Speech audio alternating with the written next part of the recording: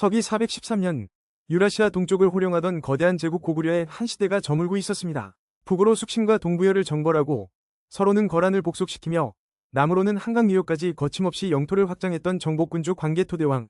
그의 시대는 불꽃처럼 뜨거웠지만 영원할 수는 없었습니다. 대왕의 죽음은 제국 전체를 깊은 슬픔과 동시에 미묘한 긴장감 속에 빠뜨렸습니다. 이제 모든 시선은 그의 맏아들 약관의 나이를 갓 넘긴 태자 거련에게로 향했습니다. 아버지의 거대한 그림자 아래 그는 과연 어떤 미래를 준비하고 있었을까요? 새로운 왕, 훗날 장수왕이라 불리게 될 거련이 물려받은 유산은 실로 거대했습니다. 만주벌판의 광활한 초원부터 한반도 중부의 비옥한 평야까지 수많은 부족과 국가를 아우르는 당대 동아시아 최강대국.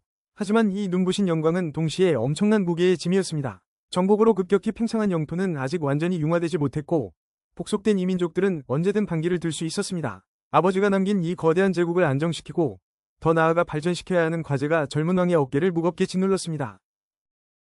그의 앞에는 두 갈래 길이 놓여 있었습니다. 아버지처럼 북방으로 계속 말을 달려 영토를 확장할 것인가, 아니면 잠시 칼을 거두고 내실을 다지며 새로운 방향을 모색할 것인가. 이 선택에 고구려의 미래, 나아가 동아시아 전체의 판도가 걸려 있었습니다. 당시 누구도 그가 앞으로 7, 9년이라는 기나긴 세월 동안 왕자를 지키며 고구려의 역사를 새로 쓰게 되리라고는 상상조차 하지 못했습니다.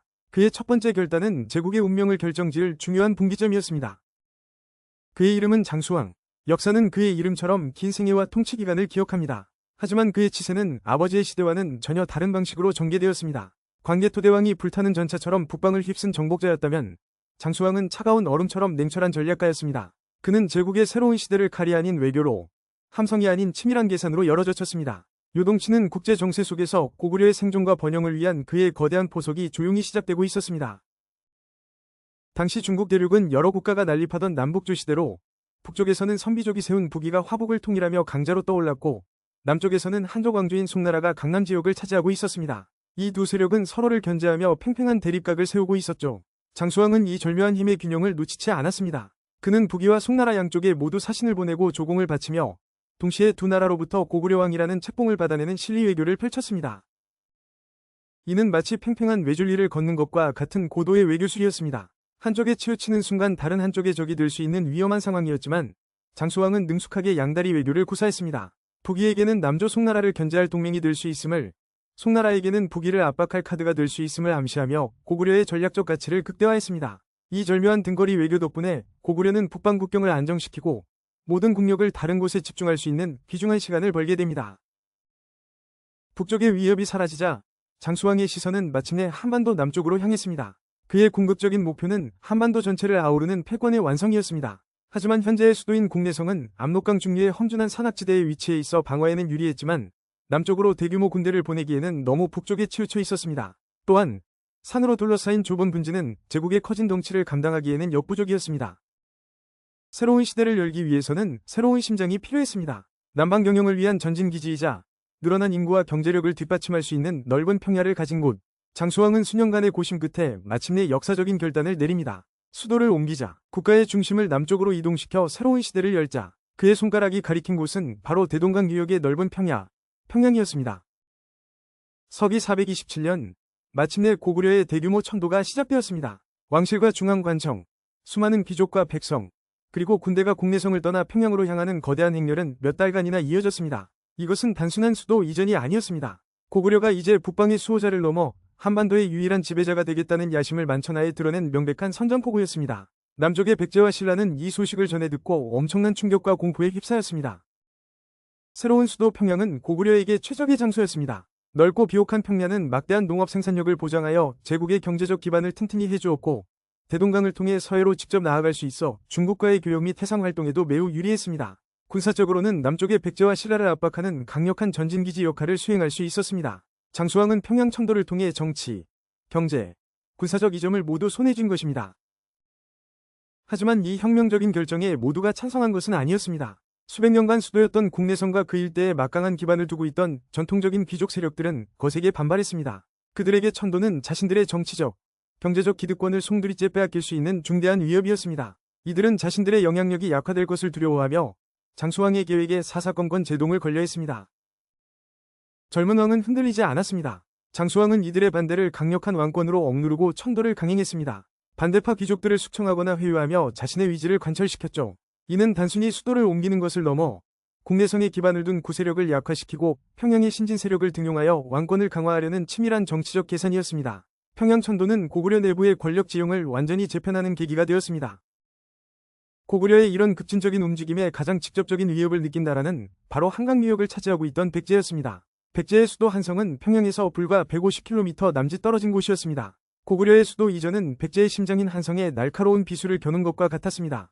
백제의 계로왕은 매일 밤 북쪽에서 들려오는 말발굽 소리에 잠을 이루지 못했을 것입니다.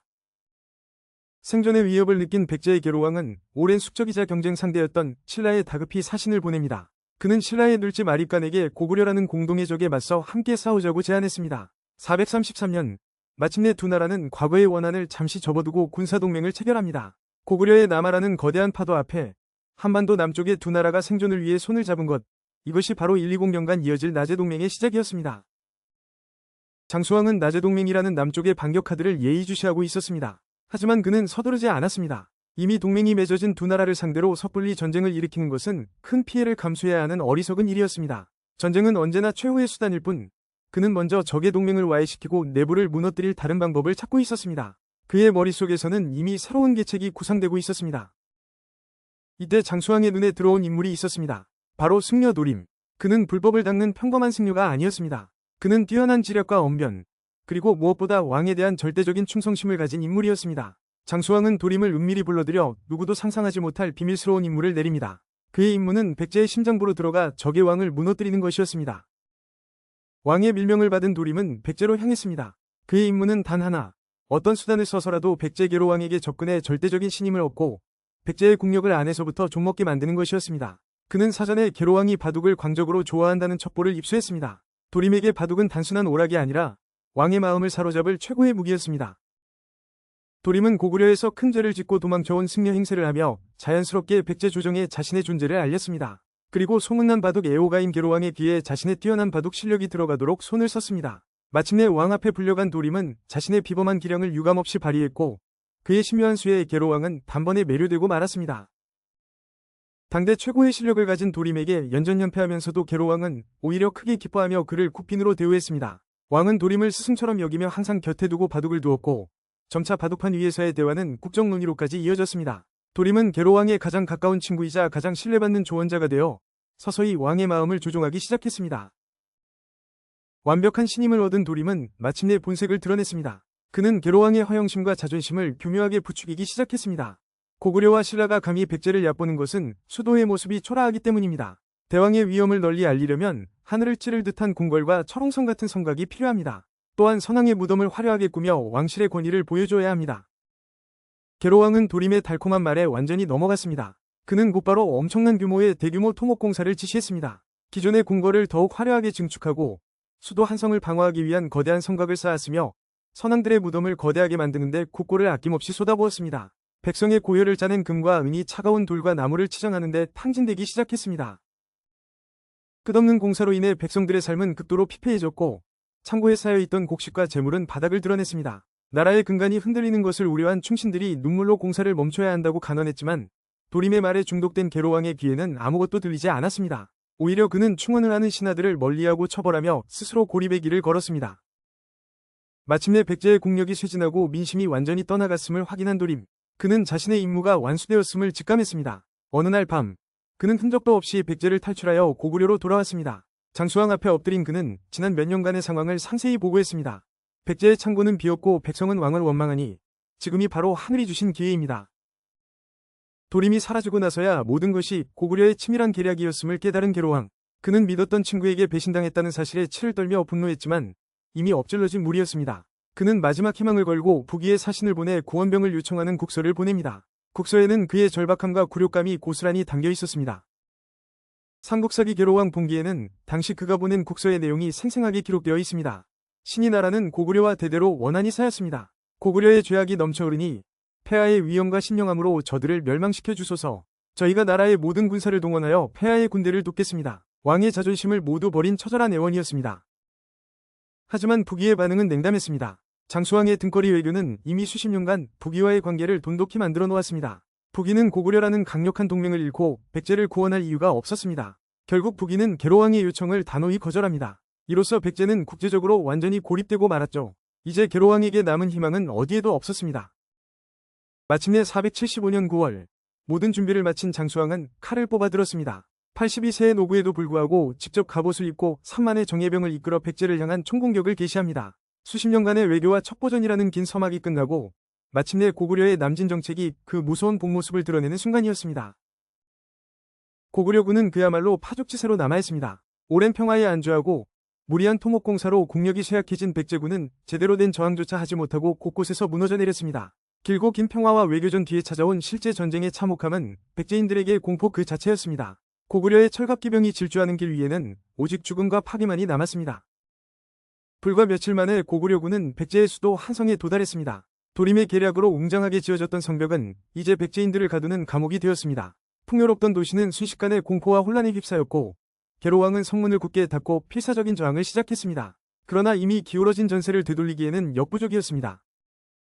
장수왕은 한성을 겹겹이 포위하고 맹렬한 공격을 퍼부었습니다. 고구려군은 밤낮을 가리지 않고 불화살을 쏘아대고 공성무기로 성벽을 두드렸습니다. 성 안의 백제군은 절망적인 상황 속에서도 7일 밤낮을 버텼지만 굶주림과 공포, 그리고 압도적인 적의 공격 앞에 결국 북쪽 성문이 뚫리고 말았습니다. 493년간 백제의 심장이었던 한성이 함락되는 순간이었습니다.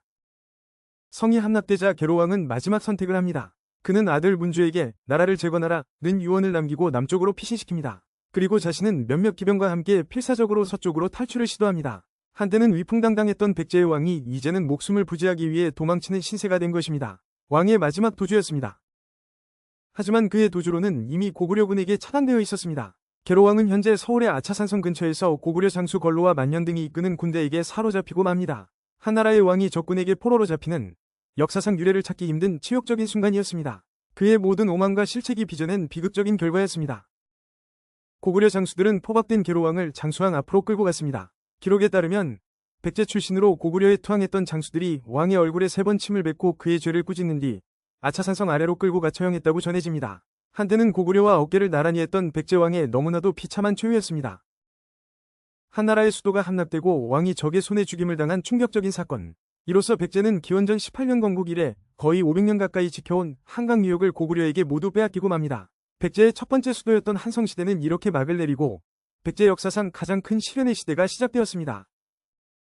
고구려는 마침내 한반도의 정치, 경제, 문화의 중심지인 한강 유역을 차지하게 되었습니다. 북으로는 만주, 남으로는 아산만과 남양만 일대까지 고구려 역사상 가장 넓은 남쪽 영토를 확보한 것입니다. 이는 장수왕이 평양으로 천도한 지 48년 만에 거둔 대성공이자 그의 남진 정책이 화려하게 완성되는 순간이었습니다.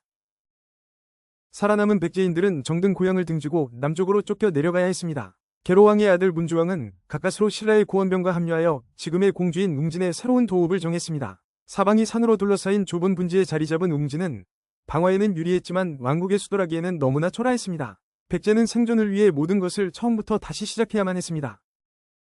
한성 함락과 계로왕의 죽음은 삼국 간의 세력 균형을 완전히 무너뜨렸습니다. 고구려는 한반도의 압도적인 패자로 우뚝 섰고 백제는 존망의 위기에 처했습니다. 그리고 백제라는 방파제를 잃은 신라는 이제 고구려의 다음 목표가 될 수 있다는 현실적인 공포에 휩싸였습니다. 한반도에는 고구려의 독주를 막을 세력이 더 이상 존재하지 않는 것처럼 보였습니다. 장수왕은 단순히 영토만 넓힌 것이 아니었습니다. 그는 새롭게 차지한 영토의 중심부인 충주에 거대한 비석을 세웠습니다.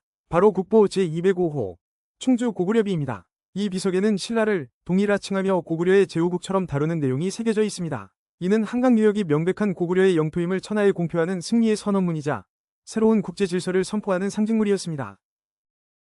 아버지 광개토대왕이 북방을 호령하며 고구려의 영토를 폭발적으로 확장시킨 위대한 정복 군주였다면 아들 장수왕은 치밀한 외교와 냉철한 전략으로 남쪽을 제패하고 제국의 내실을 다진 위대한 전략가였습니다. 불과 검의 시대에서 외교와 지략의 시대로, 팽창의 시대에서 안정과 번영의 시대로, 그는 아버지와는 다른 방식으로 고구려 역사상 가장 빛나는 황금기를 완성시킨 군주로 역사에 영원히 남게 되었습니다. 하지만 역사의 수레바퀴는 결코 한 곳에 머무르지 않습니다. 한강을 빼앗기고 수도를 옮긴 백제는 복수의 칼을 갈기 시작했고 고구려의 직접적인 위협에 노출된 신라는 생존을 위한 체제개혁과 군사력 강화에 박차를 가합니다. 이제 나제동맹은 고구려의 팽창을 막기 위한 방어동맹에서 빼앗긴 한강을 되찾기 위한 공격동맹으로 그 성격을 바꾸어 나갑니다. 고구려의 독주를 막기 위한 그들의 처절한 반격은 과연 성공할 수 있을까요? 장수왕의 시대는 고구려에게 최고의 영광과 가장 넓은 영토를 안겨주었지만 동시에 백제와 신라에게는 씻을 수 없는 원한과 위기감을 심어주었습니다. 그의 위대한 승리는 역설적으로 새로운 갈등의 씨앗을 뿌린 셈입니다. 한반도의 패권을 둘러싼 삼국 항쟁의 새로운 막이 오르고 있었습니다. 그들의 운명은 앞으로 어떻게 펼쳐질 것인가? 다음 편에서 그들의 이야기가 계속됩니다.